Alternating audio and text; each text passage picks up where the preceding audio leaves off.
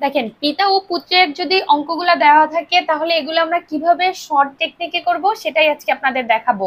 যদি অনুপাতের দেওয়া থাকে, দেখেন এখানে দেওয়া আছে পিতা ও পুত্রের বয়সের অনুপাত দেওয়া আছে কত, 11:4। পিতার বয়স দেওয়া আছে, আমাকে বলছে পিতা ও পুত্রের বয়সের সমষ্টি। সেম ভাবে নিচেও একটা অঙ্ক আছে, আমাকে পিতার বয়স বের করতে বলছে। দেখেন এই অনুপাতের অঙ্কগুলো যদি দেওয়া থাকে তাহলে আমরা কিভাবে করব শর্ট টেকনিকে। আপনি প্রথমে লিখে নেবেন পিতা পুত্র অনুপাত আকারে।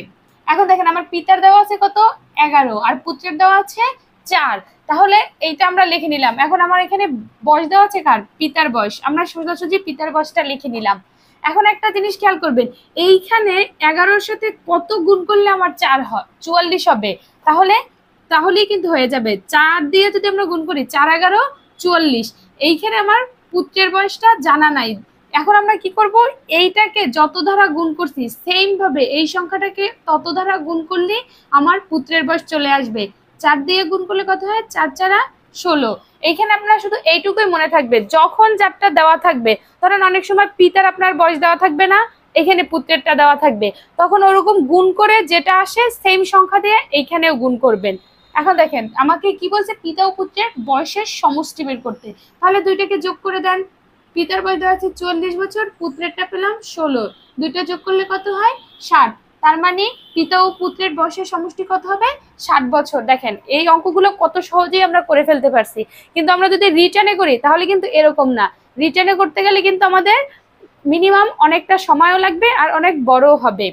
এইটা দেখেন ওই একইভাবে করেন, পিতা ও পুত্রের বয়সের অনুপাত দেওয়া আছে কত, 13:5।